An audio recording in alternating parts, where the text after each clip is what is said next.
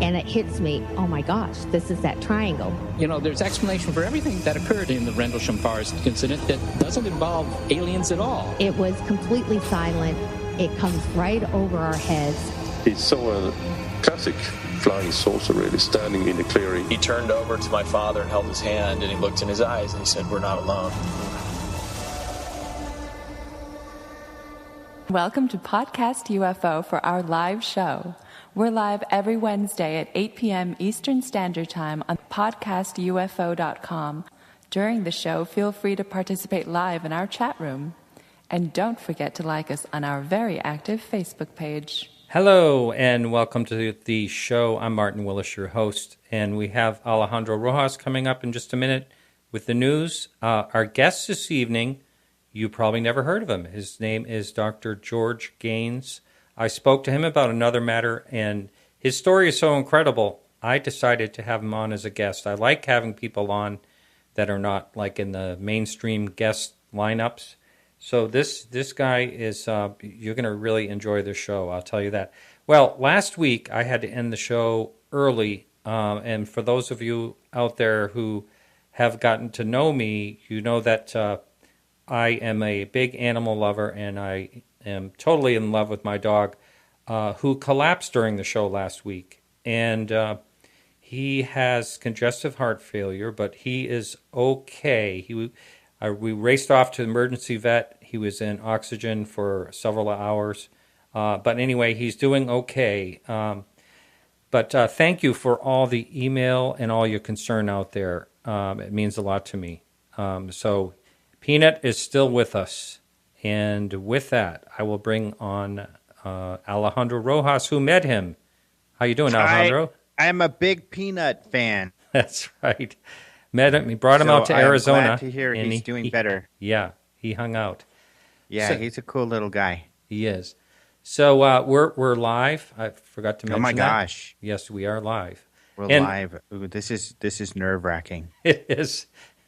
And also, for those of you who support the show, I forgot to mention this. Thank you very much. If you can't support the show and want to hear the whole show live, every Wednesday night from 8 to 10 p.m. Eastern Standard Time on podcastufo.com or PSN Radio.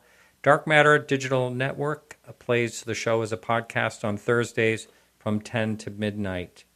So, Alejandro, I hear you have some scorching heat out there in Arizona. Yeah. I mean, it's been pretty consistent, about 110-ish for a couple of weeks now at least. So, yeah, it's been warm. Amazing. I don't know how you do it. I know it's the dry heat, as they say, but still, that's just, you live in air conditioning, right? Dry heat will kill you just as quickly, I think. Probably. Mm-hmm. So, yeah, always in the AC, because otherwise you will die. Wow. It's kind of like, if you've seen, it's like that movie. What was that one where they go to Mars and it's Arnold Schwarzenegger? Oh, yes. Where he's like, "Get your bleep to Mars." I'm not sure. I don't think you allow cussing on the show, so I couldn't use the real word. Yes, we are safe for work here. Yes. Remember that scene at the end where, like, he's out on the surface of Mars and his eyes are bulging out and his head is like getting really big. That's what'll happen to you out here. Yeah. If you're in the sun for too long. You know, I can't believe people lived without air conditioning out there. It's so amazing. Well, you know what? And there's people who work out there. Like I'm super busy like right now because I'm closing on my house. I'm getting a new house built. It's going to be done tomorrow or the next day. Whoa. But there are all of those home builders. There's people building homes all day long out in that heat. And I don't know how they do it. They get an early start, but it's still, for me, right when I get up, not that I'm an early bird, but I mean, it's still hot at like 8 o'clock. So, yeah, it's warm. Someone just wrote in the message board, Alejandro, that they miss your show. But you did a show, right? It just came out, right? I did a show recently with Morgan Bell, who is the Florida state director for MUFON. So I just posted that yesterday. It was a little late because of all the home paperwork stuff. I had to do a half-day Monday, so I couldn't get it up Monday as usual. But yes, I do have a new show up. All of this and some vacation has meant that I haven't been able to do a couple shows in the last few weeks. So, yeah, go check it out. It's a great show. It was a lot of fun. We're talking about the upcoming MUFON Symposium, which is at the end of next month.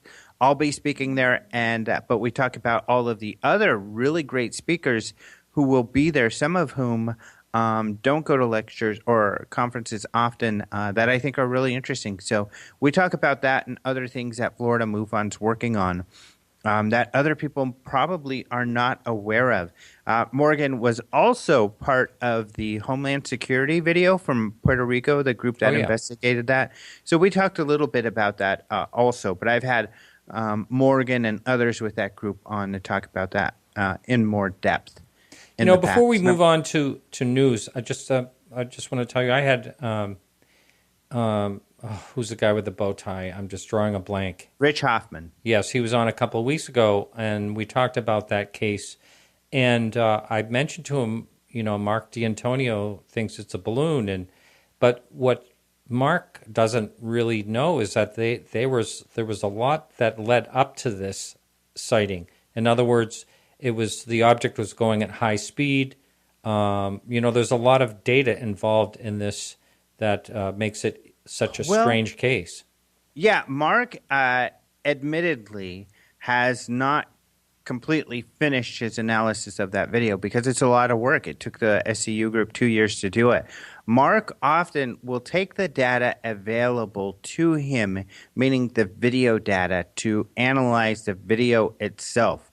This particular video, because it was on a military camera system which kept recorded a lot of telemetry, gives you a lot of data. And his initial idea was that it probably is a balloon, and he has that's his theory. Now, he admits he's got to do more work to prove that and demonstrate it, but Mark's an expert. Mark knows video well. However, I just feel rare, which is rare in this case. We have even higher experts. We have people who work on these particular systems, and they have a lot of compelling arguments, such as a balloon's not going to be that hot. The balloon is really dark, indicating a very hot object, much hotter than a balloon. Right. Mm-hmm. And the thing when it splits after it goes through the water, I mean, there's just a lot of bizarre things.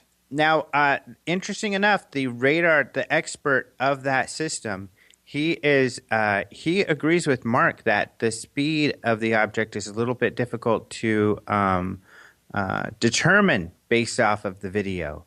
And he also says it's difficult to necessarily determine what happened at the end, whether it went in and out of the water, like it appears to do.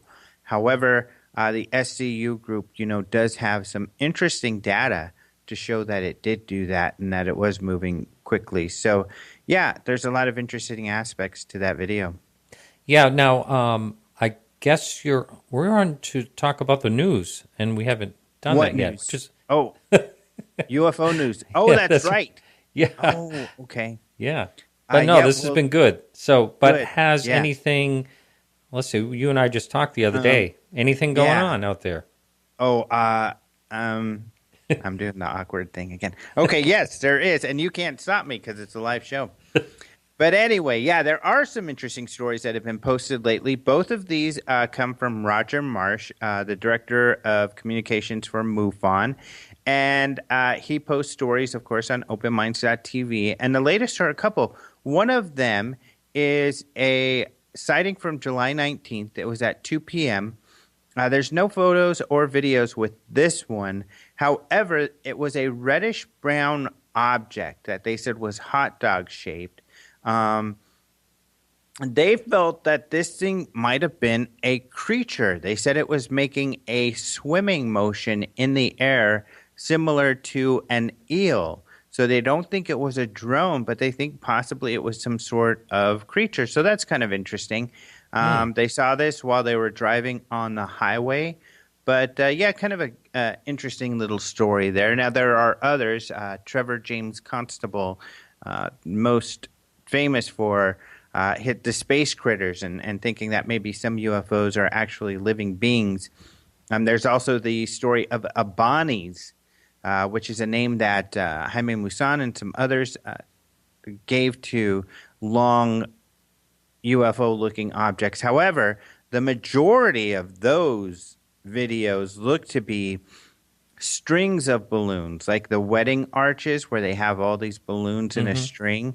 And I was even at his conference once, and bless their hearts, these investigators who were showing the video, they're like, it looks a lot like balloons. You zoom in, and it looks exactly like balloons. But we think maybe it's weird. And it's like, well, that's just not convincing enough.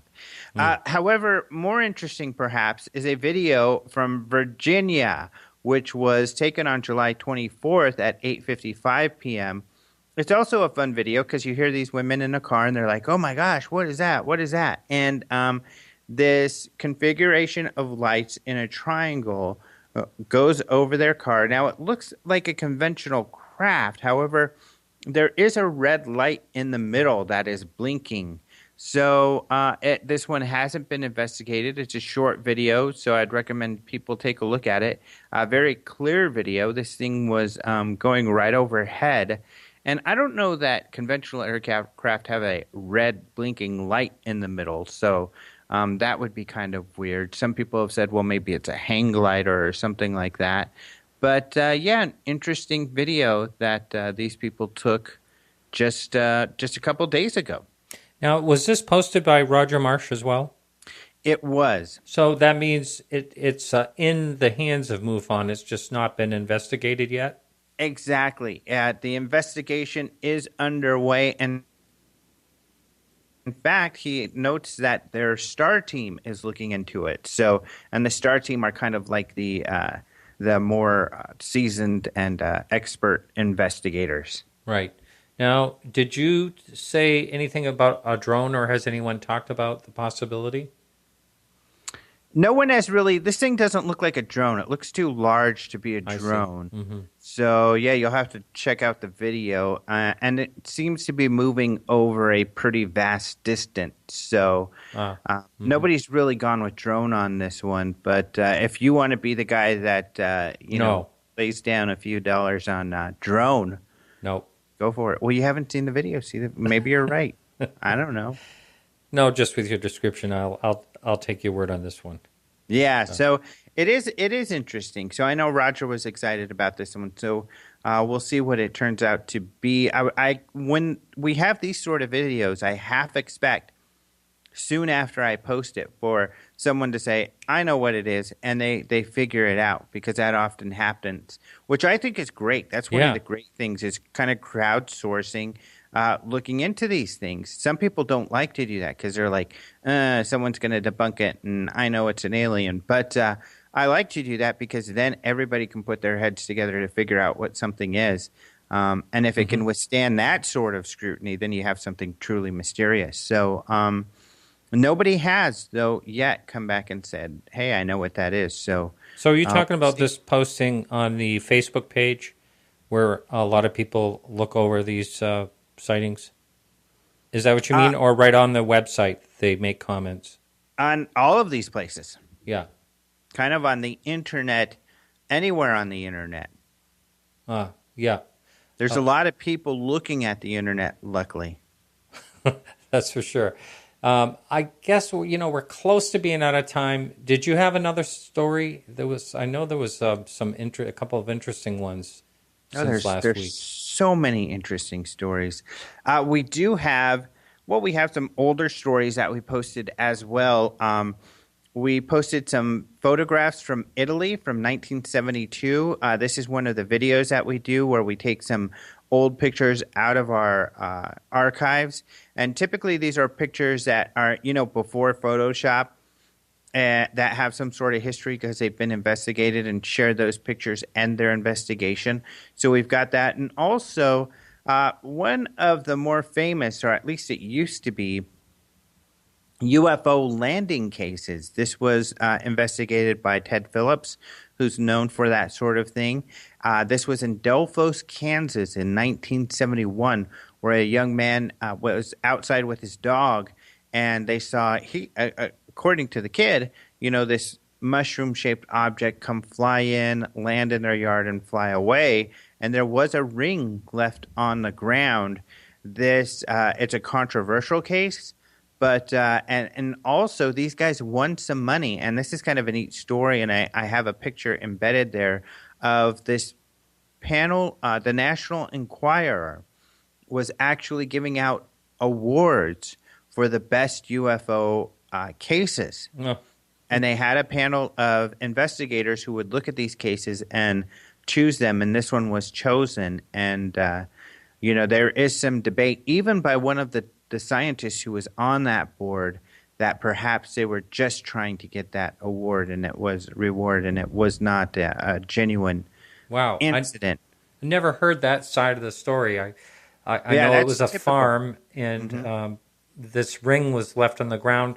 They took pictures of the ring. I think the woman, something happened when the mother and father came out to take the picture. The mother...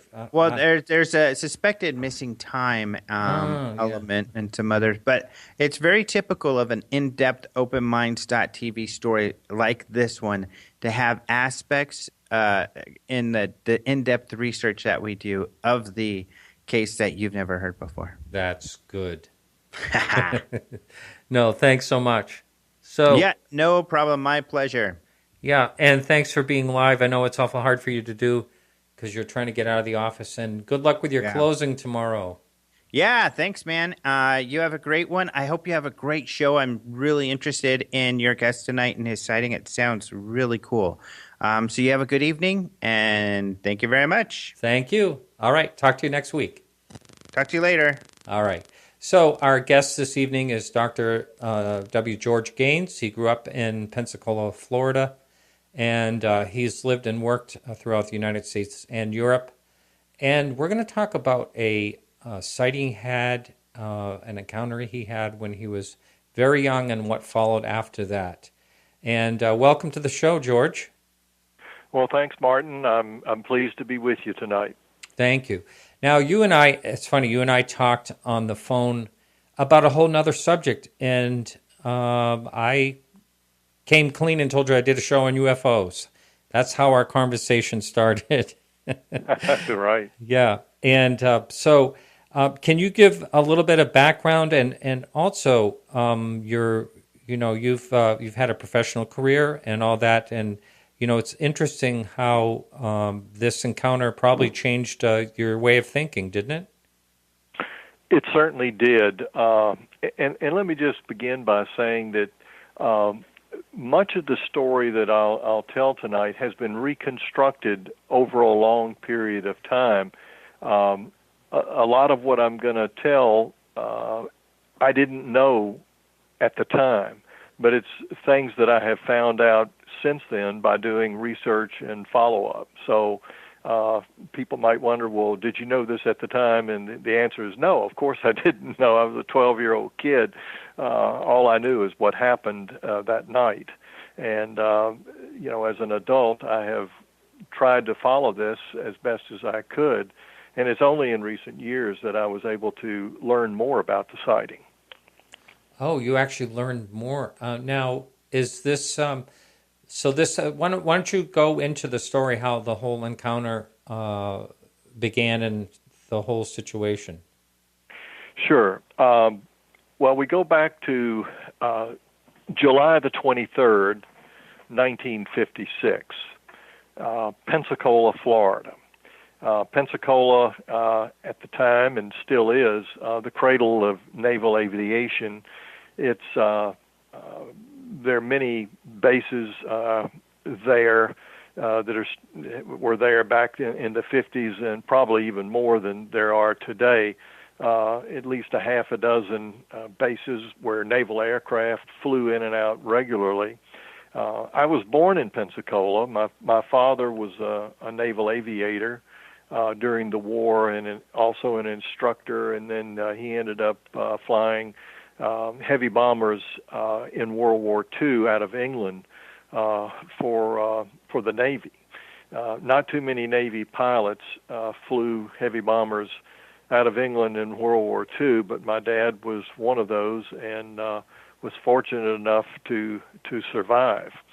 I'll come back to him a little bit later because he's an interesting figure in his own right. Mm-hmm. So, I grew up in an environment of being extremely familiar with aircraft in the sky, day, night, and I prided myself as a young aviation enthusiast. I mean, my goal was to become a Marine Corps pilot one day. That never happened, but I was very, very interested in aircraft and could identify any aircraft by type and model or so forth, and I was also interested in UFOs. I'll just say that right up front. I remember at a very tender age when the Roswell incident was first publicized. I remember how excited my mother got about it, and she told me about it. And from the earliest times I can remember, I was interested in astronomy, in the stars, in aircraft, and simply through what I would call logic, I was convinced in my own mind that we were not alone. But I'd never seen anything and was always sort of looking, but never really saw anything other than what was obvious, aircraft flying at night. George, hang on just a second there. Can we, Sure. Before we move on from this, I wanted to ask you, because you don't hear a lot about people talking about Roswell when it happened. So I just wanted to touch on that a little bit. I understand that, the news went out and it was in papers everywhere, and, Yes. it was publicized, and then it was, the weather, the balloon the next day, and then nobody talked about it for many, many years.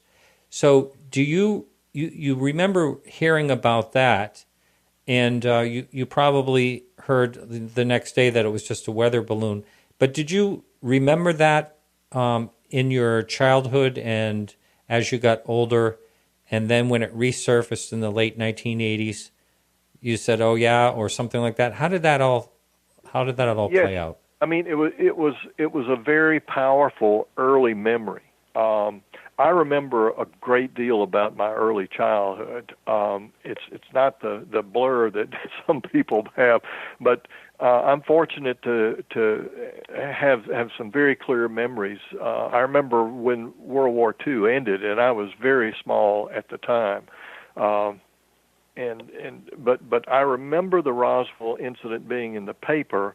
I don't remember reading about it, but I know my mother read about it. And then when they came up with the debunking story, my mother was quite a skeptic, and she says, "I think they've just made that up. I think it's a cover-up." Well, And so that's my earliest recollection of Roswell. And then, of course, when it's been back in the news, several times. I guess I always believed it was just a cover-up by the government to shield us from the truth. Mm-hmm. So that was my attitude. So at the time of the sighting, I would say that I was certainly receptive and anything but a skeptic. But I was not a child that was subject to wild imaginations. I was very scientific in my orientation, and have had a good career as a behavioral scientist, and so I consider myself a pretty cold-blooded, objective observer. So the way this happened was it was a hot summer night. And I had a little girlfriend that lived down the street, and her parents invited me and her to go out to the airport. And, of course, you might say, well, go to the airport, what is that? Well, in Pensacola in 1956, that was about the most exciting thing for kids to do, was to go out to the airport and wait for the occasional aircraft to land, because then you could see them come up and you could feel the prop wash and all that and see the people getting off and people getting on. It was a very exciting thing to do. So we went out to the airport, and I remember that her mother and father were not particularly interested in hanging around with us. They were in the coffee shop there having, I guess, coffee and pie or whatever they were drinking. And so my little girlfriend and I went out to the fence. And the fence was, this is not like an airport today. I mean, it's just a chain link fence. And I can remember, putting my fingers on it and, holding on to the fence and kind of leaning back and forth. And so we were just looking for aircraft to come in and land. And as it turned out, my girlfriend was a year older than me. She was 13, and she had to wear glasses for distance. But she didn't have them on that night, I guess because she was hoping that I might try to kiss her. Well, that was so far from my mind as a 12-year-old. I mean, I just wasn't about to do anything like that. But she didn't, with being, a young lady, she was slightly vain and wanted to appear very, very attractive, which she was and still is. And so we were looking at the fence and looking up at the moon, which was not a crescent moon, but it wasn't a quarter moon either. It was somewhere in between. And there were some stars that were very, very close to the moon. And I commented to her, I said, look at those stars. They're right next to the moon. And so we looked at them for a while, and she said, yeah, I see them. And in fact, she really didn't see anything. So my one witness was worthless, and so I noticed that one of the stars seemed to be getting bigger and bigger. I said, "Wow!" I said, "Look at that. That could be an airplane coming in." But it was stationary. It just never moved. It got bigger and bigger, and all of a sudden, it got so big that it divided into two what appeared to be stars. I said, holy smoke, look at that. There are two of them. And so they remained stationary for at least 5 or 6 minutes without moving. But one became two. And then I said, I believe they're moving to the south, because we were looking eastward. And I said, yes, look, they're both moving together. And then they began to move apart, where one went up and the other remained stationary, more or less flying along the horizon. And so this really got my juices going, because I'd never seen anything quite like this. And then the one on top accelerated rapidly and then took off straight up, just like it was shot out of a cannon. And I'd never seen any aircraft do anything like that. And I was just stunned to see it. And then the second one, the lower one, kept moving straight along the horizon toward the south, toward the Gulf of Mexico, and then it took off at the same rate of speed. And it was just a blur. I mean, it wasn't even fast. It just streaked up and was gone. So that was the sighting. Mm-hmm. And all I can say is that on the way home, we told her parents what we had seen, and they seemed very interested and believed us, because they knew I was not the kind of young man who made up silly stories. And but when I got home, I told my mother about it, and it just was. She said, "Well, make sure you write down everything so you'll remember it." And so I did, and I was in my room making notes and writing it out, and I was so frightened by what I saw. It wasn't, there was the initial exhilaration, but upon reflection, I realized that I had seen something that was absolutely mind-blowing, and I was afraid. I don't know what I was afraid of. I guess I was afraid that maybe they saw me and knew that I saw them, and that they somehow, I had a feeling that they must have known that I saw this. And so I made detailed notes on everything. And as a young scientist, later when I was in high school, I won the science fair as a sophomore. So that gives you an idea of the kind of notes that I was making even at 12 years of age. So I made very, very detailed notes. And so the next day I told my mother, I said, Mother, I'm going to write a report and send it to the Air Force. And she says, oh, no, you don't want to do that. I said, well, why not? She says, oh, no. She said, that would just create problems. You don't want to do that. Don't do that. So I went ahead and wrote up a letter, and I consolidated my notes and put it in the best language that I could. And I addressed it to UFO Investigations, Eglin Air Force Base, Florida, and mailed it. We didn't have zip codes in 1956, and Eglin was, figured the post office knew where that was because it's not really in a city. It's just Eglin Air Force Base. And I dropped it in the mail and didn't think anything more about it. Now, less than a week later, it was a Saturday morning, the phone rings. And so my job at the house, since my parents were divorced, so I lived with my mother and my grandmother.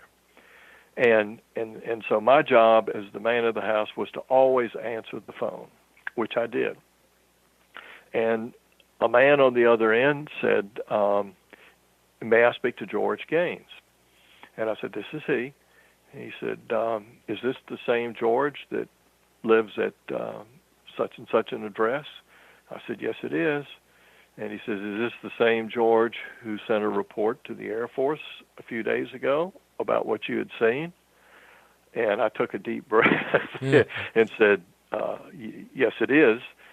And he says, well, great. He said, George, what are you doing this morning? I said, and so I immediately said, I'm going to the pool to swim, because I was a collegiate swimmer and high school swimmer, and so I was, going to go to practice. And I said, I'm going to swim practice. And he said, George, he said, you just sit tight.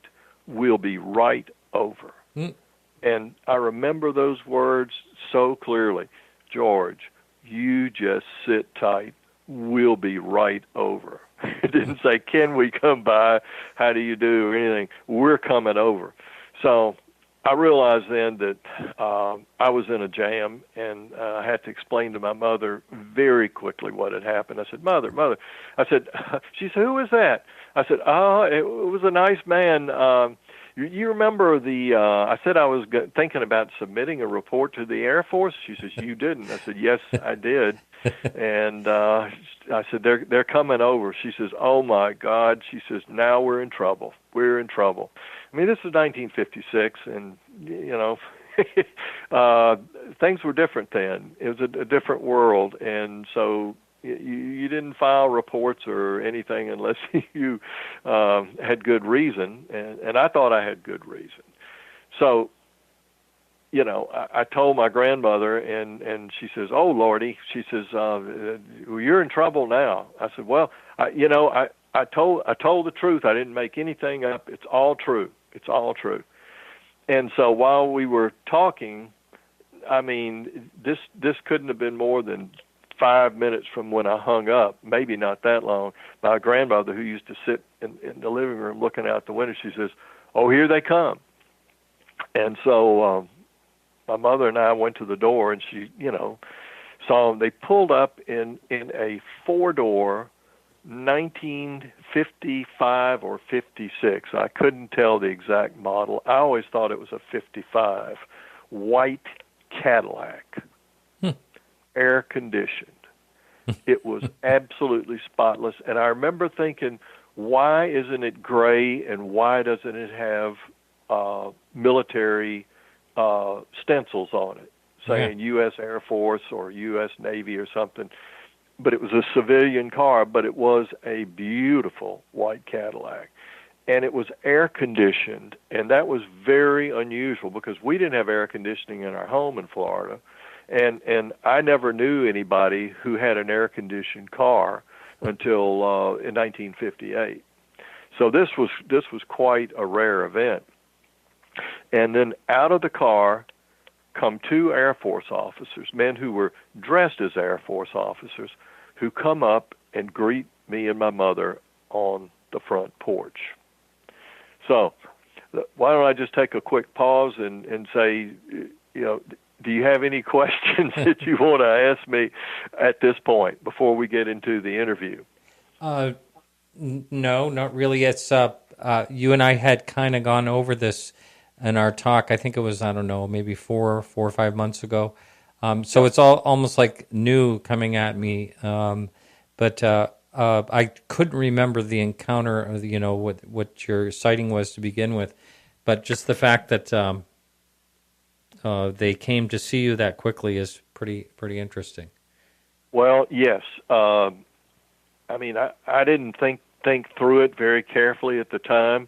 I was just really scared that they were coming to talk to me because I didn't know what to expect. But the two gentlemen came in and they showed my mother some identification in addition to their uniforms, and she welcomed them and said, "Please come in." And they said, "Well, we would like to talk to George about what he saw." And so the two were it was a captain and a lieutenant. And the captain did not have what I would call a military bearing. He seemed to be sweating a little bit. It was hot, and so he unbuttoned his blouse when he sat down and crossed his legs and made himself very much at home. He just seemed very comfortable. And then the lieutenant was just the opposite. He was buttoned down. He had on I think what you call almost an Eisenhower jacket, as opposed to the captain with the blouse. It was very tight around the waist, and he had a tie on, and he had a crew cut, dark hair with salt and pepper. The captain had longer hair and just seemed more. He seemed more like a civilian dressed up in an Air Force uniform, and so they began the questioning in the living room. And so the captain then asked the lieutenant to go out and once we agreed to do it, he sent the lieutenant out to the car, and he opened the trunk up and brought all sorts of stuff in. He brought in charts that were on like a movie screen with flip charts. He brought in a movie screen, a movie projector, and what I remember most vividly was a reel-to-reel woolen sack tape recorder, where everything in the interview was being taped. And that thing just ran and ran and ran.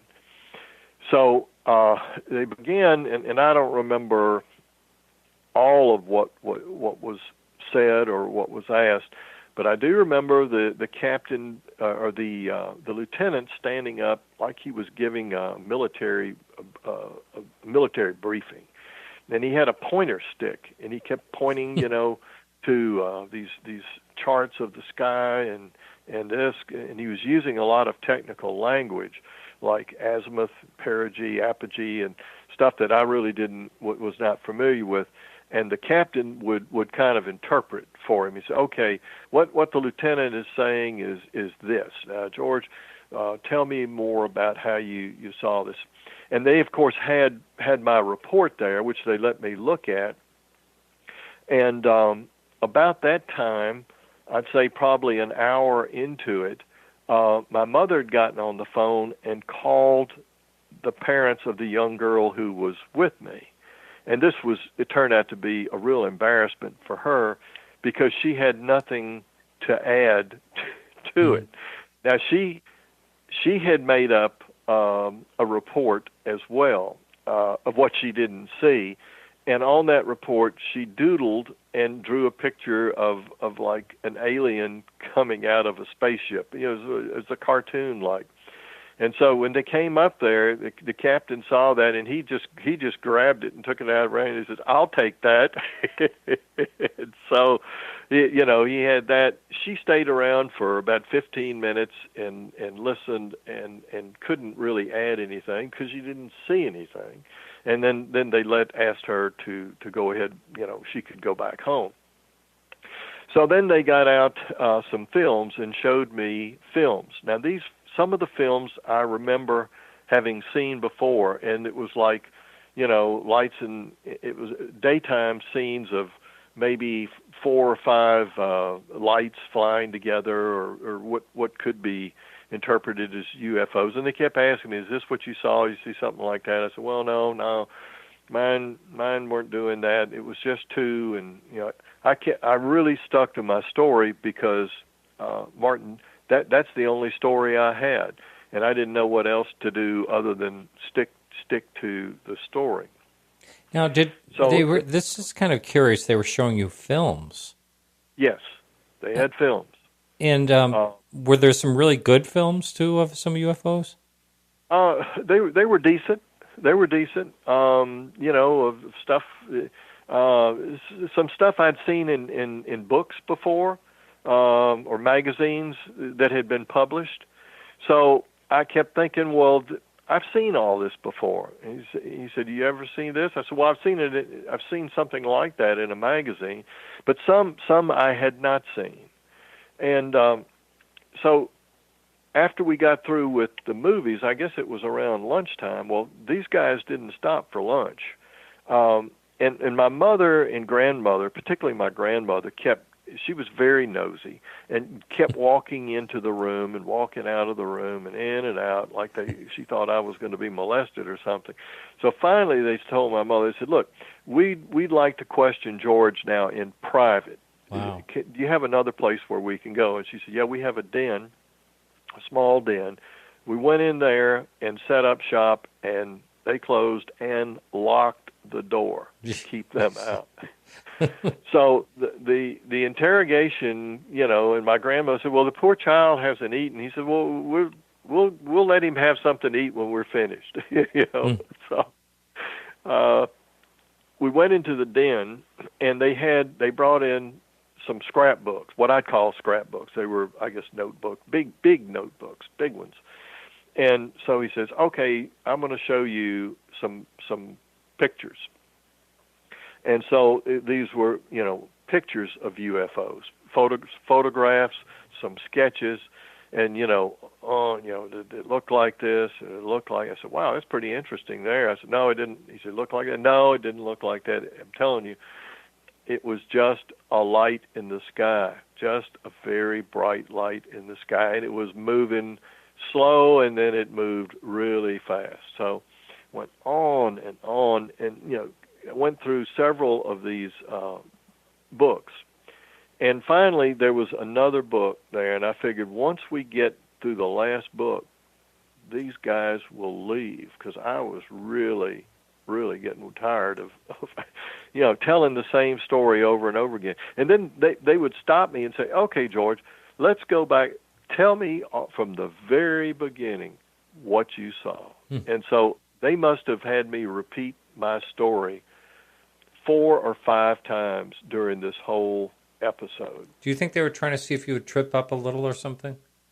Yeah, I think they just, you know, it's like the cops. I mean, they're trying to see, you know, does he tell the same story over and over again? And so finally, then the captain began to make suggestions.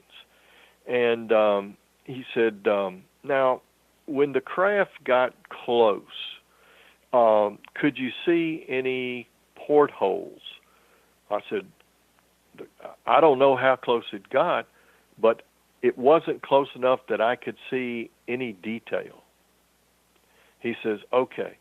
So when the craft got close, could you see anybody looking out of a porthole? I said, I just said, no, it didn't get that close. And then he'd go on, and then he'd come back and say, now, George, when the craft landed, did a door open? I said, the craft didn't land. I wish it had.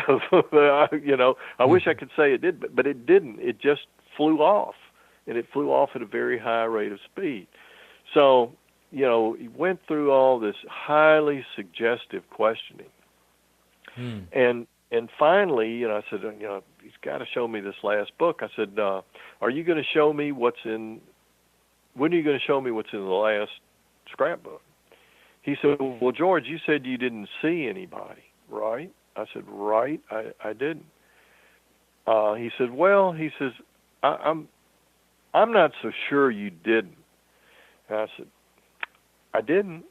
And he says, well, I'll show you what's in here anyhow. And so when we went through this book was filled with pictures and sketches of aliens. Really? All kinds. I mean, ridiculous looking. Some I'd seen in comic books. I said, "Oh, I've seen that. I've seen that in a comic book." He said, "Okay, next one." And then he showed me a picture. I remember it very, very distinctly because my eyes must have just lit up like a cheap pinball machine. Looked like an alien laying on an examining table. Kind of like, I guess when I saw the Alien Autopsy, movie, I said, "Woo, that looks a lot like what the captain showed me."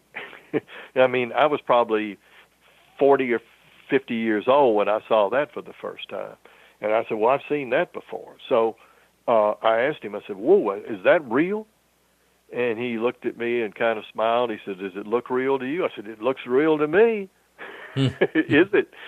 And he just wouldn't answer. And then we got to the end of the book, and he says, "Okay, George, we're done. Thank you so much." And thanked my mother. And it was about 3 o'clock in the afternoon, and he and the lieutenant got in their Cadillac and left. Now, a lot of reconstruction has gone on since then. This was, a long time ago. The one thing that was said as they were leaving, my mother asked the captain, "Do you all investigate every sighting from a 12-year-old boy? You must be getting hundreds of these." He says, "Ma'am," he says, "we get thousands of these reports." He said, "But this report was very interesting to us. We wanted to talk to George because he was very thorough in his documentation. We believe every word he said. And to be honest, we had some corroborating information from other sources to corroborate the sighting. So we wanted to hear his story." And he said, "The only thing I would ask you is I would advise you, I can't order you," he said, "but I would advise you strongly never to discuss this with anyone." Now, did he actually say this to you, or was that to your mother? It was to my mother, but I heard it. Uh-huh. And, and it was spoken really to both of us.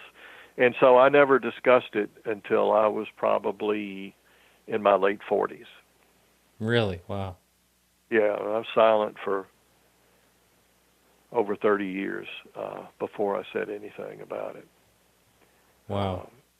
And one of the things we left out, you're probably going to bring it up, is who one of the gentlemen were. That's right. I didn't know who these guys were, and in the late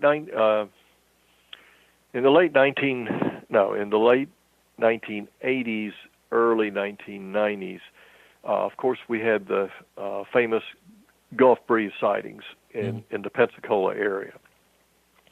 And my oldest daughter was very, very interested in this, and she became an active member of the MUFON chapter there in Pensacola. And she begged me to come to a meeting and tell the story. And I said, "Beth, I'm not going to do it. Just not going to do it." And so finally it was at Christmas time, and she said, would you at least come to the Christmas party? They're having a nice Christmas party. So I went to the party, and it was really, really a nice affair. A lot of people were there. And one of the guys I knew asked me about it. He said, your daughter told me something about the sighting. I said, yeah. He said, there are a couple of Air Force guys here who would really like to meet you and talk to you. So these guys were probably 20 years older than me, I guess, at the time. So they must have been probably late 60s, early 70s. And so I learned a great deal about them. And I told them the story. They said, well, number one, Eglin Air Force Base had no investigating authority. These guys did not come from Eglin. Number two, they most likely came down from Wright-Patterson Air Force Base in Ohio because they were the primary investigators. And number three, they may not even have been Air Force. They may have been CIA or NSA because a lot of the investigators were wearing military uniforms during these investigations that went on in Project Blue Book in the later years. So all of that is partially true because I found out through the internet by looking at pictures. When I saw the picture of Captain Edward Ruppelt, who was the head of Blue Book until 1953, I said, there he is. That's who came to see me. I would know him anywhere. Slightly pudgy, chubby cheeks, just a charming individual to talk to, and he must have been a special guy because for a captain, somebody with the rank of captain, to have that kind of authority, he must have been just a remarkable officer. I mean, he had a distinguished combat record in Korea and so forth, and distinguished himself in every way. But he was evidently a superb manager, and that's why he was given the Blue Book assignment. Now, he had retired in 1953. He was no longer in the Air Force. He was out. And he took a job as a consulting engineer, aeronautical engineer, with North American Aviation out in California, and was living in California at the time in 1956. So do you think they flew him all the way to Florida to talk to you? Yes. Yes, I do. Amazing. He collaborated with Blue Book after he left. And I don't know how many investigations he did, but now his book was first published in August of 1956. So he was already working on a revision. And, he may have wanted this material for his revision. How he found out about the sighting, I'm sure that, he was in regular contact with the Blue Book staff. The lieutenant turned out to be a Lieutenant Robert Olson. I don't know if Olson had retired or not. He was a little bit younger, but I found his photograph on the internet with Ruppelt, and they were there together looking at some charts, and I said, whoa, there's the second guy. I'd know him anywhere. So I only found out their identities perhaps 6 months ago when I was doing this research. And I was thrilled to do this because, I always wondered, who were these guys? Who were these guys that came to see me? Now, maybe Ruppelt was in Wright-Patterson on an assignment when something happened, when he got the report, and decided to fly down to Pensacola. But they didn't drive over. I mean, they probably flew into NAS, Pensacola, and got the rental car and from an admiral or something, and came on out to see me. But Captain Ruppelt had suffered a heart attack earlier that year, and I suspect that to me he just looked uncomfortable, like he was sweating, and he never went out to the car to bring anything in. He just stayed in a chair the whole time, and Olson went out and got everything and brought it in. Of course, he was the lower-ranking officer, and I guess that would explain it. But it seemed that he was a bit fatigued, and then, of course, we know tragically Captain Ruppelt died of a heart attack in 1960. His wife lived out in California. I believe she passed away the late 1990s or right around 2000. Captain Ruppelt had a brother who lived in the Sarasota area, not far from me, but he passed, I believe, in 2010. So Edward Ruppelt was one heck of a fine officer, outstanding career, raised in, I believe, in Nebraska or Iowa, somewhere in the Corn Belt area, and just was just an outstanding young man and student in college, and engineer. And, when you read about him, you can't help but admire him. And I certainly enjoyed my 7 or 8 hours of working with him on this little project that I created. He was a total gentleman, and we developed really an excellent rapport during that time. Captain or Lieutenant Olson was always in the background, so I never had much of a chance to develop a relationship with him. But with Ruppelt, it was special. And like I said, the minute I saw his picture on the internet, I didn't even know who it was. I said, that's the guy. There he is. And then I did the background research on him. Yeah. And how about his book? Is like one of the according to Alejandro Rojas, who was just on with the news, he thinks it's the best book on UFOs ever written. I would say it certainly was. He was amazingly forthcoming in the book. I mean, he didn't. It was not an effort to debunk at all. It was a very open-minded, objective look at it, and he went into a great deal to report on some of the investigations that they had done. However, the word got out through channels that the government or the Air Force was not pleased with the book. At first, they said, yeah, it's a very good book and all that, but back channel information was delivered to Ruppelt that it was not something they were happy with, and they wanted him to put out a revision. And so a revised edition came out, I think, about a year and a half later.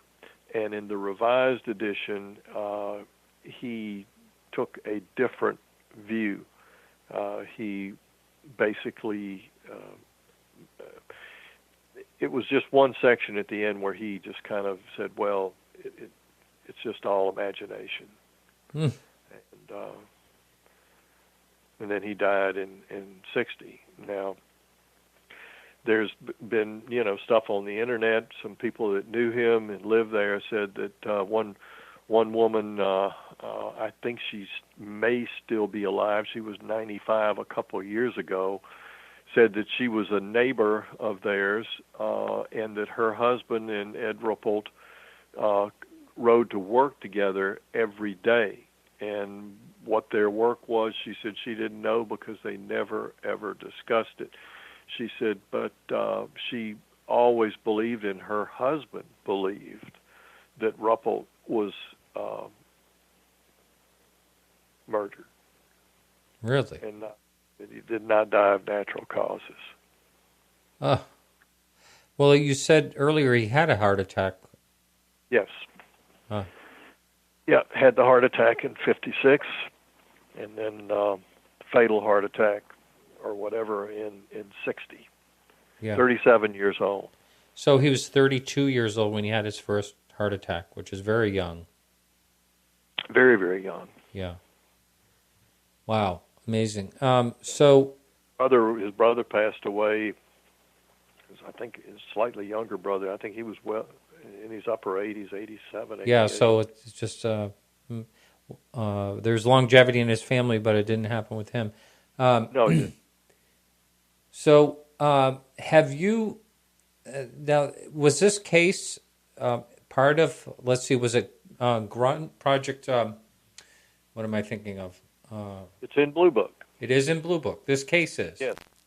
Yes, it is. Now, interestingly enough, about 5 years ago, when I'd attempted to go up to Montgomery, Alabama, where they had the archives, and when I finally got somebody that could talk, they said, "Oh, well, that's all now in Washington, D.C."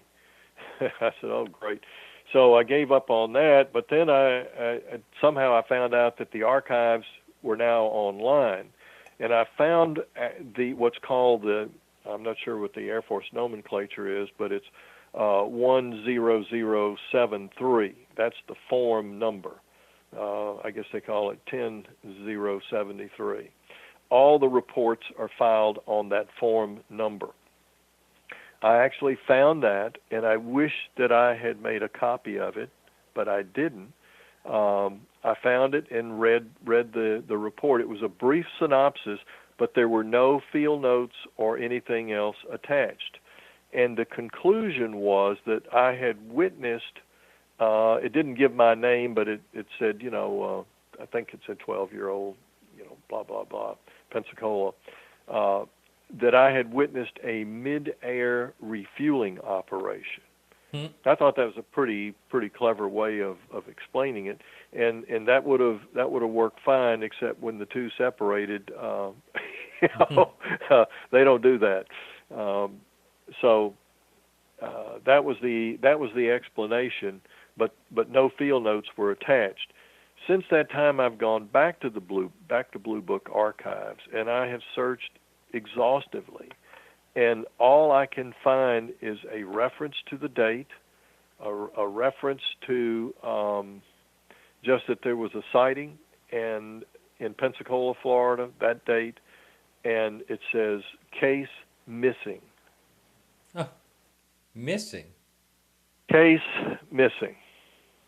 How about that? So you actually saw it at one time, and then it's gone.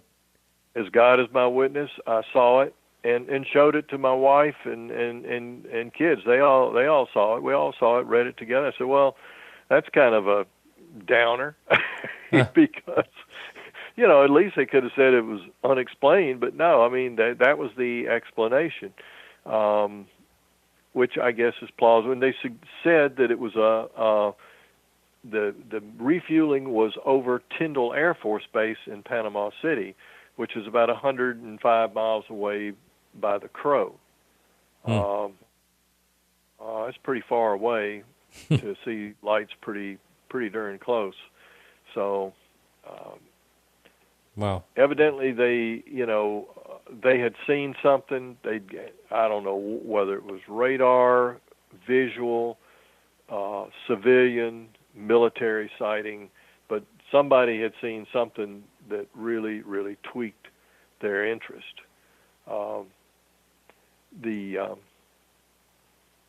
I've talked to, some experts back in the 90s, guys that are, are part of the regular talk show group, and they basically say, well, your sighting is nothing. I mean, all you saw were night lights, and that's nothing. That wouldn't have justified them coming out. There must have been some other reason why they came out. And when you consider that it was Ed Ruppelt himself and Robert Olson? Yeah, Olson, two of the mainstays in the organization, that they came almost 3 years after Ruppelt was out in a civilian. He still had his uniform, I guess. But wow, I mean, what prompted it? Now, you mentioned earlier that there was some corroboration. In other words, someone else had seen this. Obviously, did you happen to notice? Was that noted anywhere as well? No, it wasn't. No, and there was no other sighting in the area around those dates.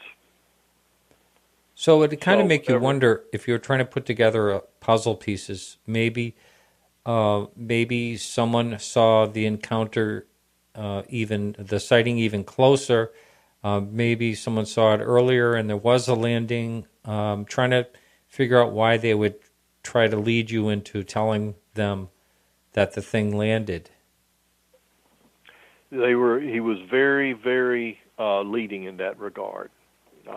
And I remember feeling great discomfort, like I should be telling him, that it had landed, but I couldn't because it hadn't. I mean, I had to stick to my story, which was the only story I had, which was what I saw. Mm-hmm. Now, you mentioned your parents were divorced at that time, but were you in touch with your father? Did you talk to him about this? Only in later life, and that's an interesting part of the story. I got to know my dad really, really well in my 40s, and we became great friends and devoted to each other up until the time of his death in the 90s. But after World War II, as I said, my dad flew B-24s, heavy bombers, over England.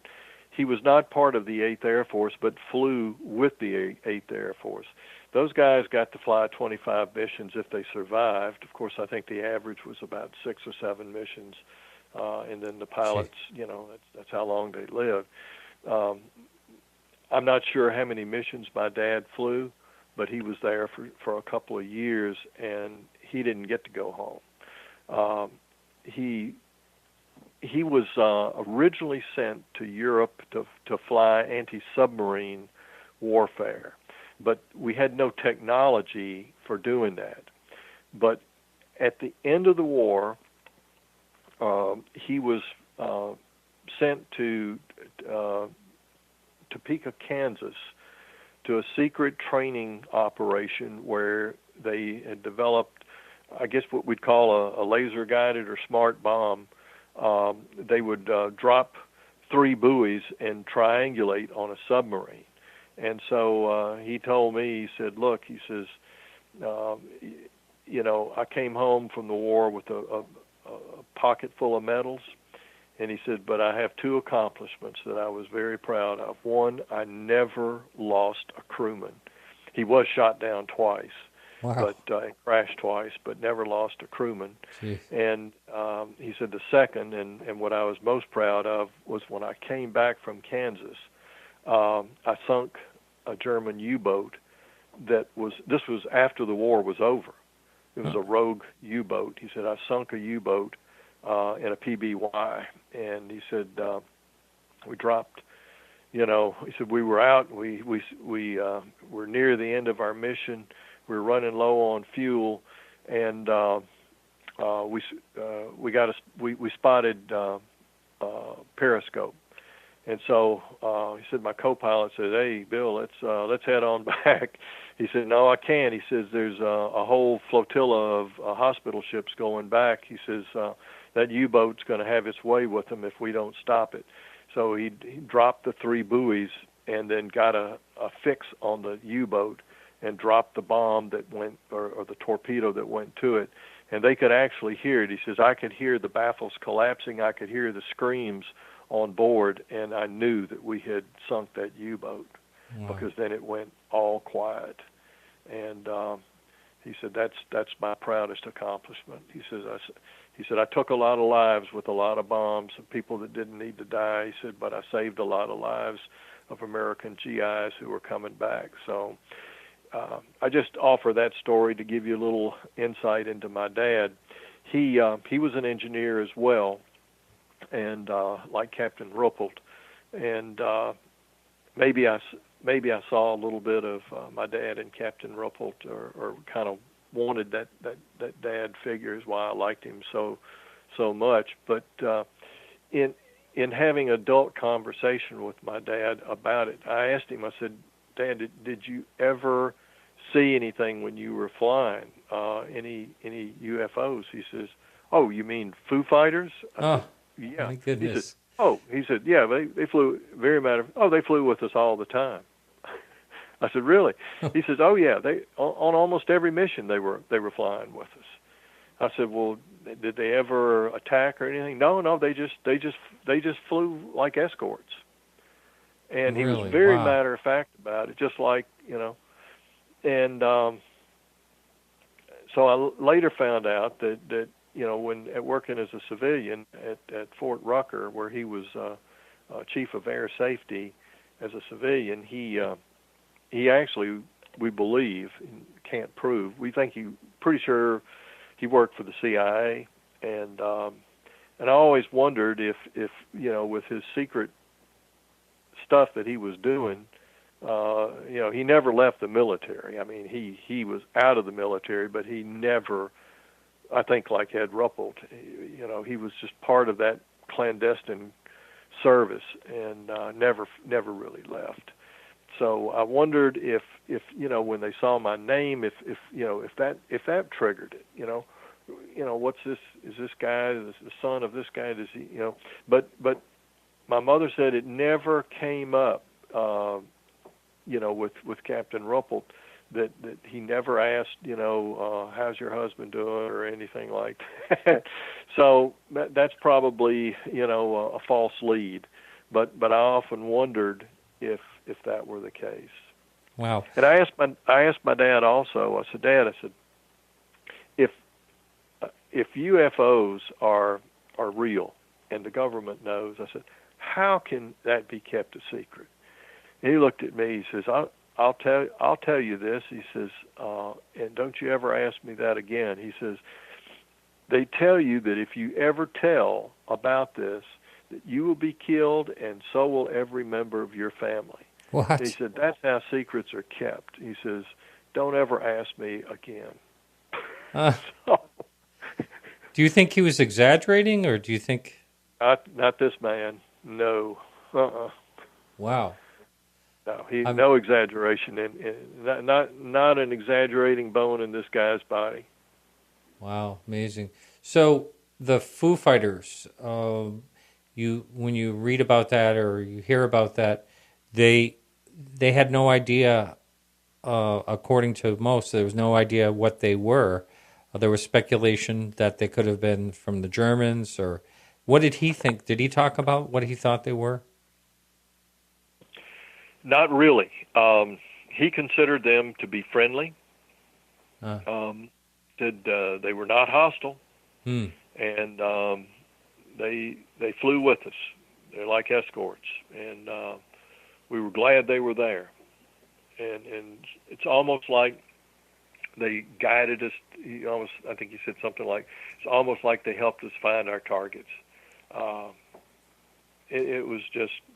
But he talked about that very freely. But once we got into the subject of UFOs and secrets, boy, did the door ever close. And he says, I can talk about the Foo Fighters because everybody knew about that. He said, I'm not talking out of school, but he had my dad had cardiac arrest when he was I think 60 years old, and survived it. But when he went to University of Alabama, Birmingham, to have his quintuple bypass, there were 2 FBI agents in the operating room with him. Really? Wow. Yeah. They would not let him be sedated without the FBI there. So that's the kind of secret clearance he had. Wow, amazing. So when the thing that just to continue a little bit on the Foo Fighters again, the speculation is why did they only happen during World War II? You didn't hear about them afterwards, and some people. I'm not saying this is my thoughts at all, but some people have speculated that it's a time travel situation that people are focusing on historic events. Now, I don't know if I buy into that in any type of way or not, but it's very interesting that just seemed to happen during the war, and then you didn't hear about it after. It was like gone. That's right. I mean, where did the Foo Fighters go? Why were they just in Northern Europe? I don't think they were ever. Perhaps they were recorded in Southern Europe and Italy and Greece and places like that, but they were definitely in Northern Europe where my dad was flying, and he said I saw them all the time. They were always there. Now a lot of people are saying that they were similar to orbs, and some said they were green and they're different colors. Did he go into detail? I know this is probably a little redundant for you, but did he go into detail about them? Not really.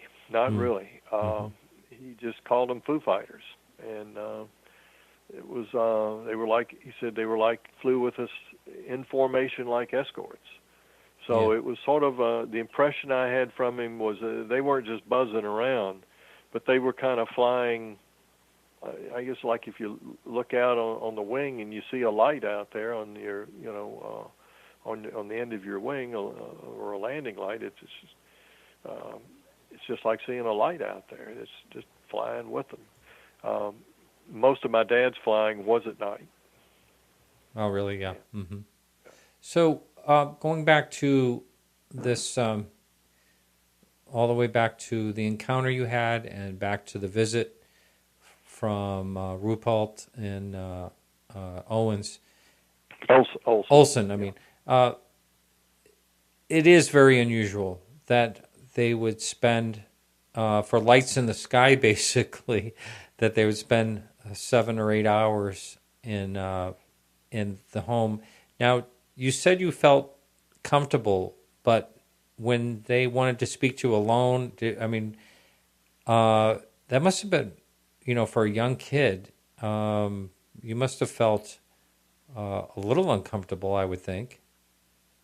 Actually not. Ruppelt was so warm and engaging that he was just like, it was like we'd become friends, and so I trusted him and didn't, Olson, I'm not so sure I trusted him. I mean, because he was always talking above my head, so to speak, and it just didn't seem to have the same degree of empathy, but whether maybe perhaps he wasn't even interested in the case, but Ruppelt clearly was interested in wanting to get all the information he could. But no, I was pretty relaxed by then, and I was wanting to end it. I mean, I was ready to. I mean, the day was shot, and I obviously wasn't going to get to the pool, so I just wanted to get the heck out of there and finish up. Yeah. Wow. So as you moved on, you said you didn't really talk about this for 40 years, but did you keep a keen interest in UFOs? Oh, yes. Always, kept up with it, would read about it, occasionally buy a book about, and so I've kept up with it all along, and I'm certainly don't consider myself an expert. I'm not ready to, I'm not interested in going on the tour or going to any conferences or anything like that. I'm happy to talk to you and the audience about it tonight and share it, because it's my story, and it's the same story I told Captain Ruppelt, 50 however many years ago, 55 or more years ago. 60 years ago, is it? 60, I yeah. guess it is. 60 years ago. It's still a very, very vivid memory. I've done some work on trying to reconstruct things through visualization. I've gone back and found old pictures of the airport, how it used to look. The house, of course, that we lived in is no longer there. It's bulldozed years ago. But I've gone back and tried to sketch the floor plan and to look at some old pictures of the house inside and out, and trying to sort of reconstruct the events.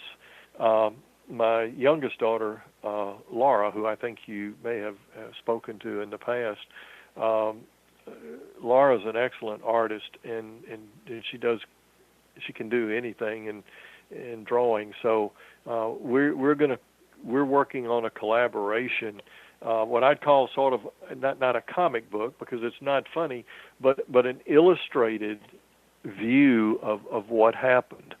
So there would be pictures of scenes, all the scenes that I remember vividly, to try to get her to describe. I would describe it, get her to draw it, and then we would have a narrative that goes with that.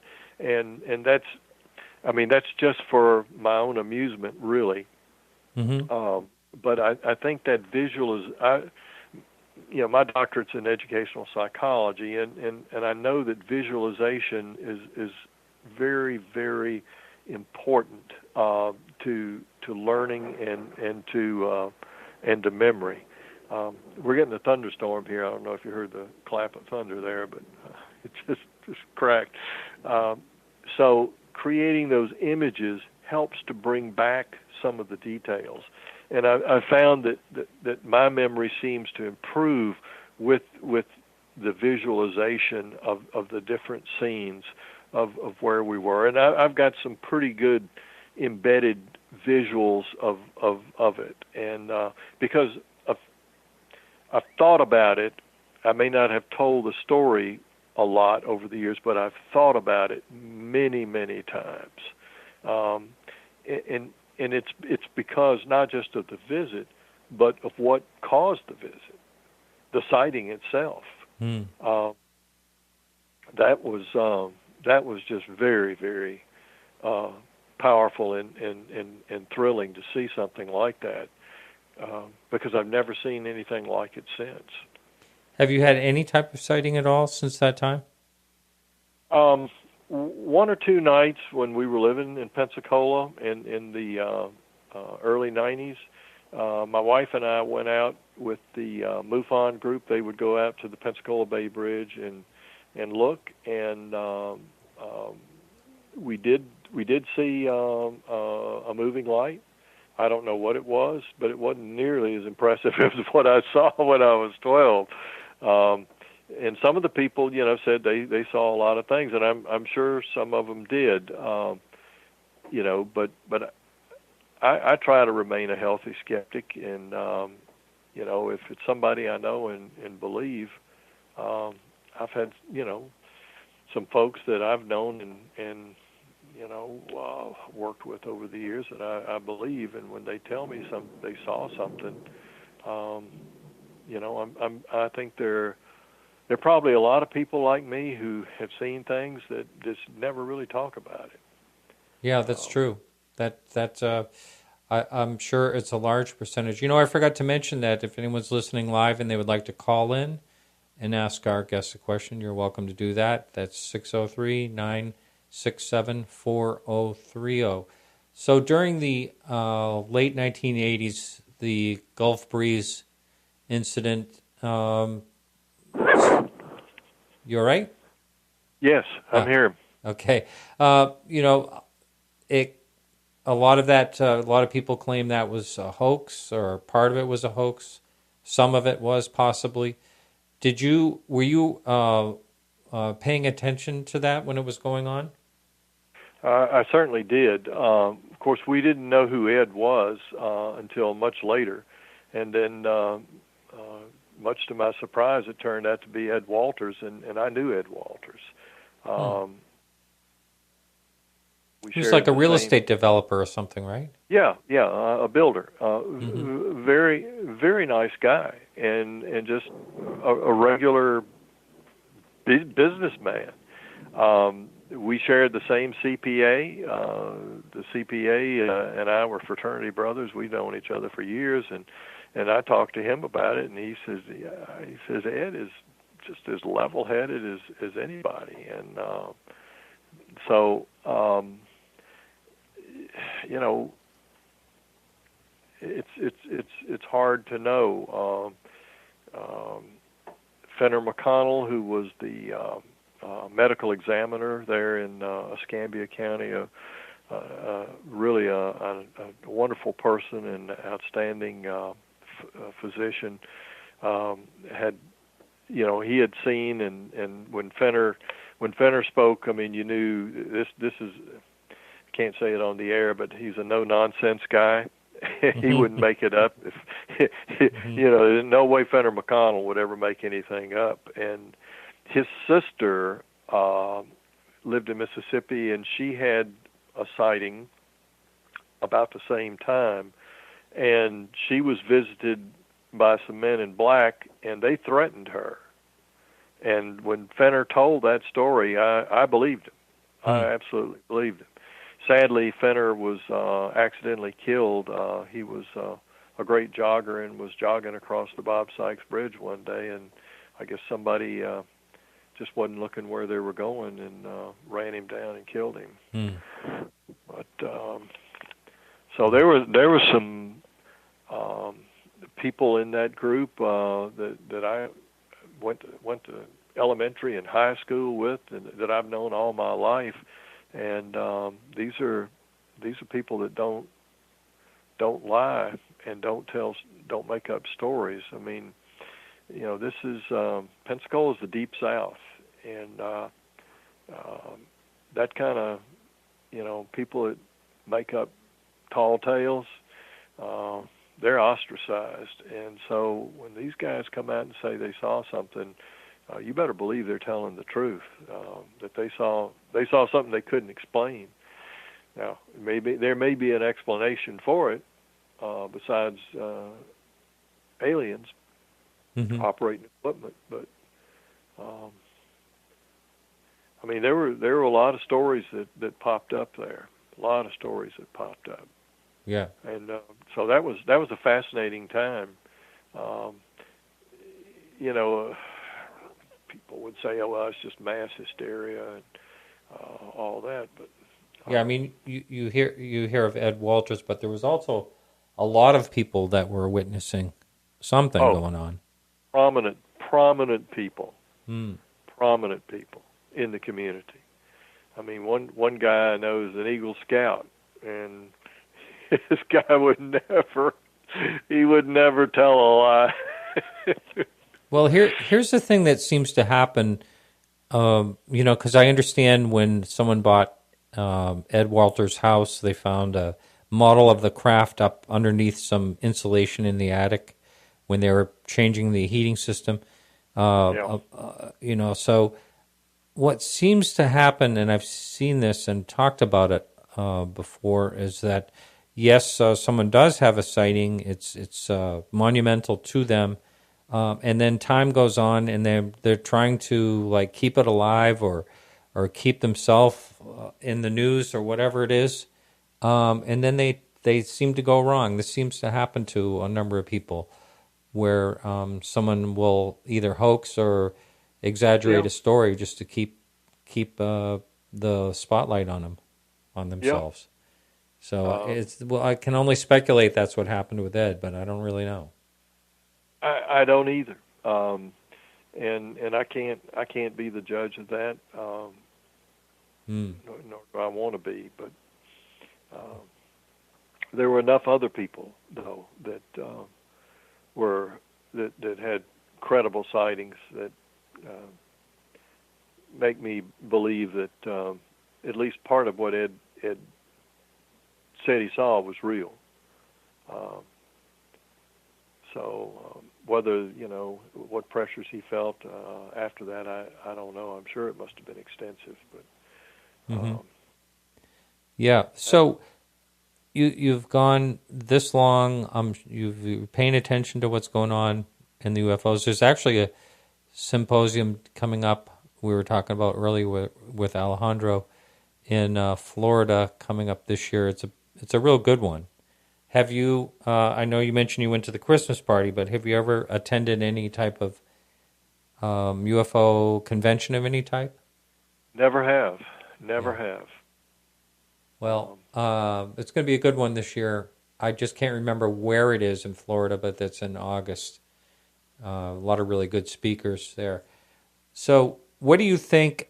I always like to kind of get people's different opinion. What do you think they are? Do you think it's possible that these are extraterrestrial visitations, or what are your thoughts? I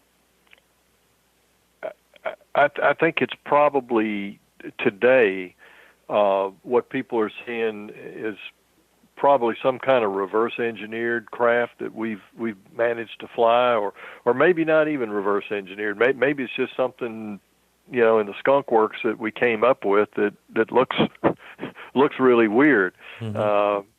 When we first saw the stealths, I mean, it was kind of like, whoa, look at that.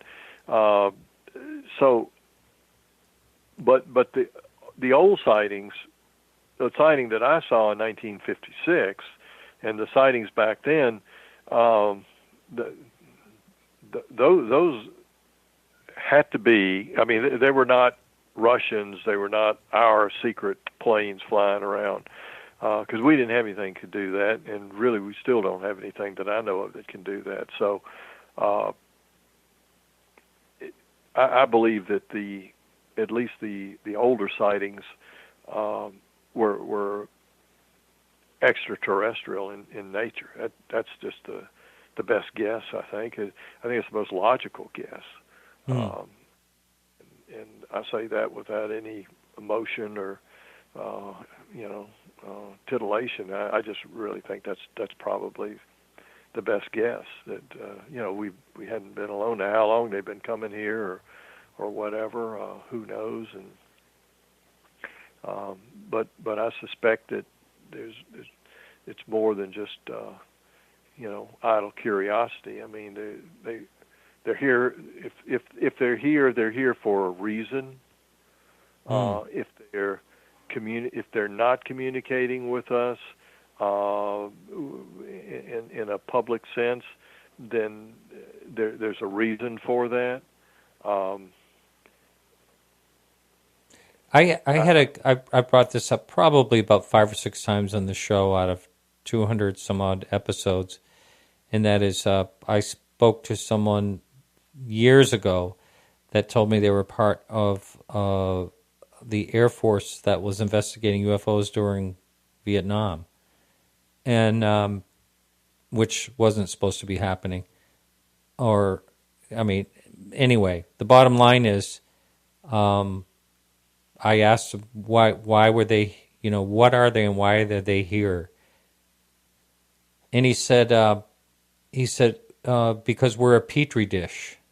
And I mean, it was just like a blunt statement like that, like we're being observed.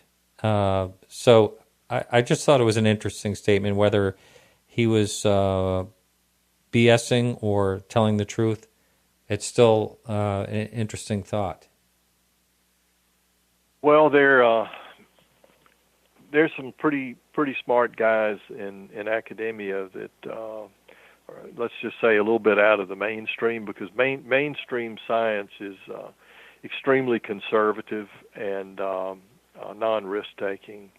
But there are some very bright rebels that believe, and I happen to share this belief, that our DNA has been modified, that this, the whole theory of evolution is something I personally don't find much scientific merit for it, or logic for it. Homo sapiens. When it comes to humans, I agree with you. When it comes to Homo sapiens, we appeared very, very rapidly. Yes. About 120,000 years ago. It doesn't make any sense. I've said that.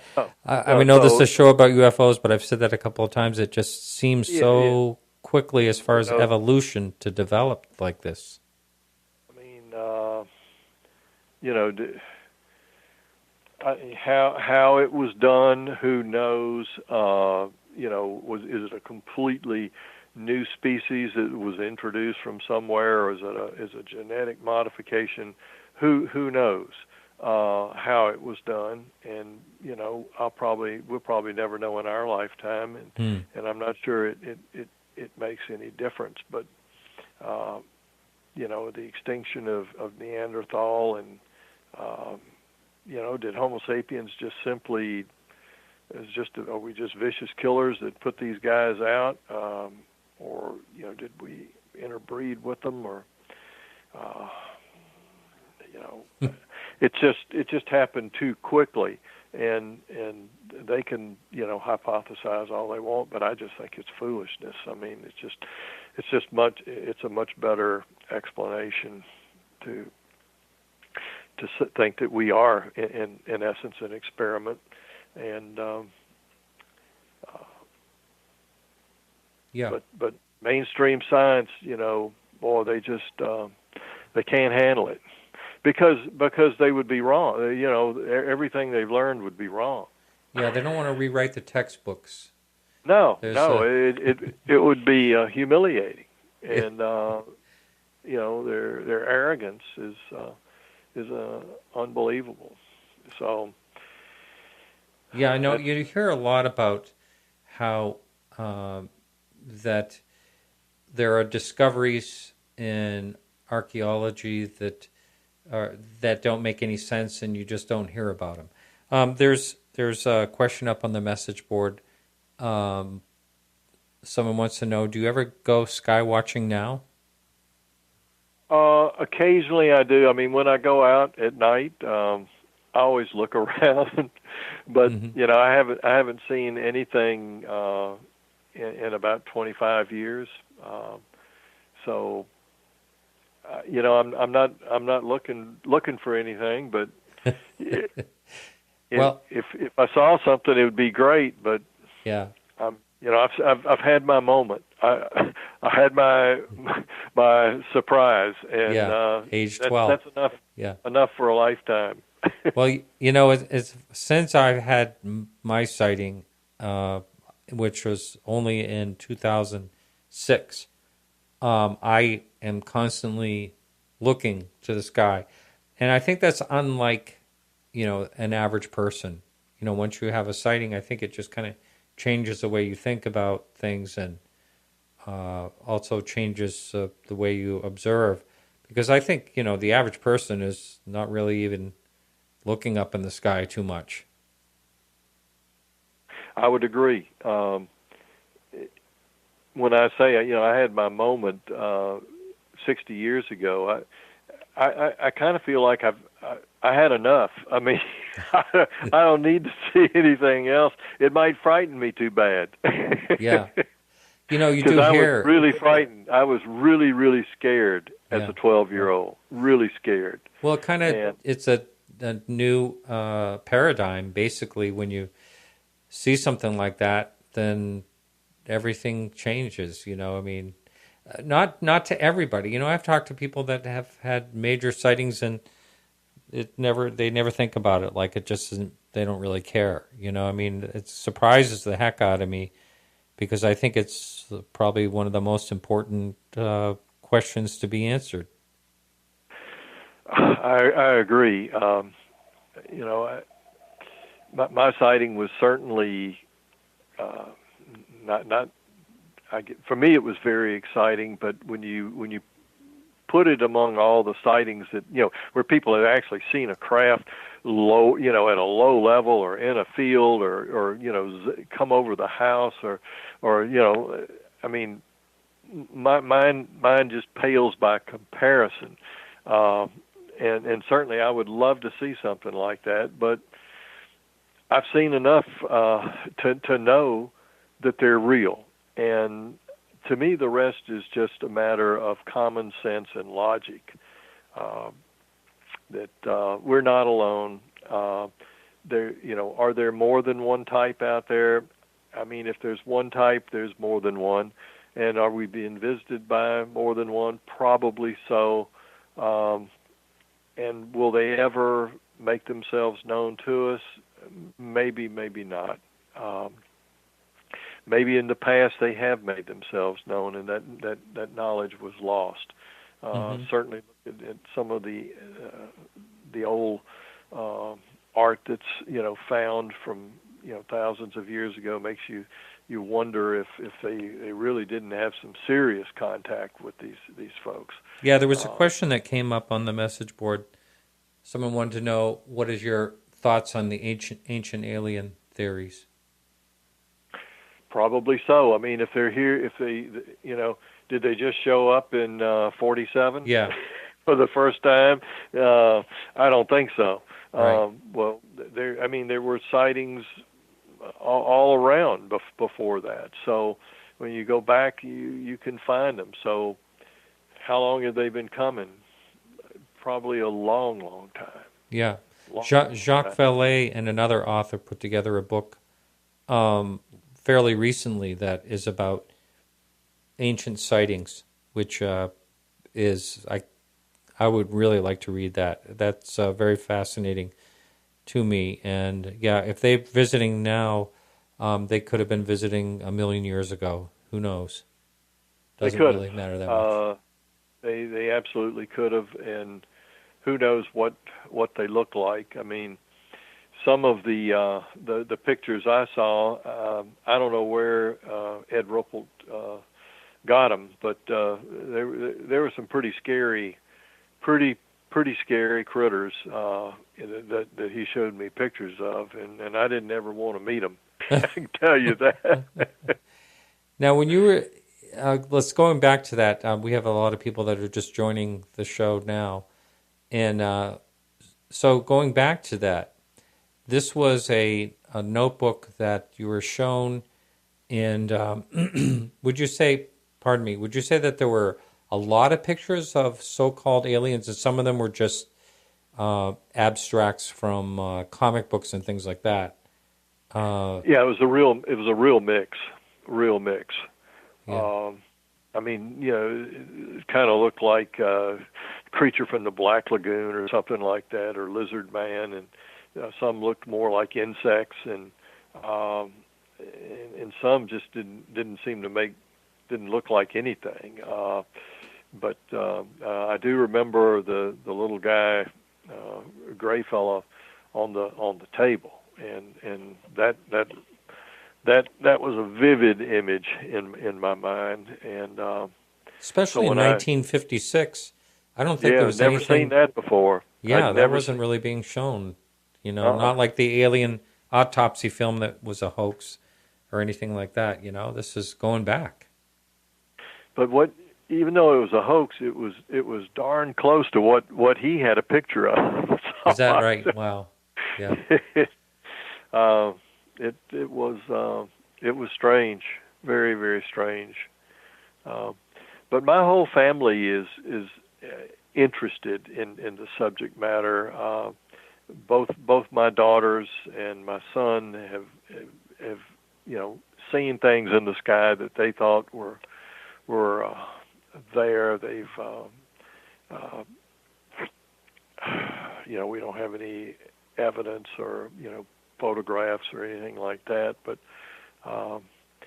they're very open to the idea, and I think because we raised them to be open-minded and to the possibility that this is what we perceive to be reality may not be quite exactly what we suppose it is.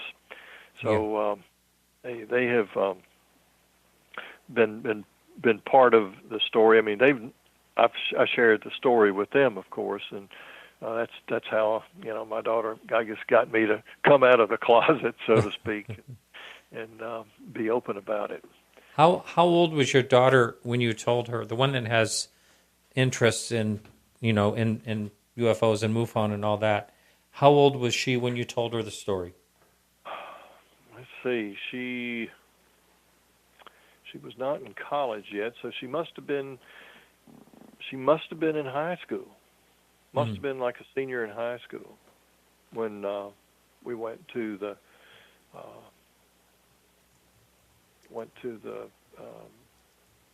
Christmas party that was held by MUFON. So she was the youngest person in the MUFON group, and really that was very fortunate, because I don't know if I ever would have really opened up about it, but meeting the other people and that were involved in it was really insightful and helpful to me to recognize what had happened. And it was not just a quirk of fate, but and the subsequent research that I've done by being able to, thank goodness again for the internet, that I was able to recognize and identify the two officers who came to see me. Someone wanted to know earlier, they had a message up on the board, wanted to ask you if you were 100% sure that's who it was. 100%. 100%. Wow. Yeah. Amazing. I would say, as far as Lieutenant Olson, the guy I saw the picture of is a dead ringer. Now, there's only one picture of Olson I could ever find on anywhere, so I don't have all that. Ruppelt has multiple pictures at different stages of his career, and so when I say it was Ed Ruppelt, ain't no doubt in my mind that was him. It was him. No question in my mind. Yeah. Well, this has been really interesting. We still have a little while to go here, but I think one of the most interesting parts of your story is your father. That basically, when he was threatened to never talk about UFOs, I mean, it must have really sparked your curiosity enough to want to, get more information out of him. It did, but he made it clear that that was a closed area, and we weren't going to go there in discussions. But he was kind of a spooky guy, and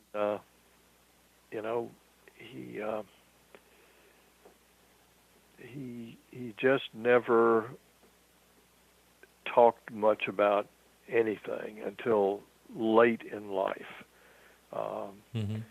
He never talked about what he did during the war very much. Typical of that generation, the great generation. Oh yeah. We were doing our jobs and that was it. Well, they were doing more than just jobs. These were remarkable people, and how he survived. Two plane crashes where amazing. Basically they were shot down, but he was a real tough guy. Purple Heart, wounded. I mean, he said, "Oh yeah, we were all shot up." Kind of like, "Oh yeah, we all got shot, but we took our lumps, but we didn't. I never lost anybody." Wow. And he was really, really proud of that. He said everybody wanted to fly with him. In fact, in 12 O'Clock High, the movie, there was an incident where I think they had the chaplain or somebody was smuggled on board to because they always wanted to see the bombs drop, and they had a rough time or almost got shot down or whatever it was, and that actually happened to my dad when they were on a bombing mission, and they were shot up pretty bad by between the flak and the Messerschmitts. He said they were down to 2 engines and just limping. And he said he went on the PA and he said, "Okay, guys," he says, we got 3 choices. One, he says, we can bail out now and be prisoners of war.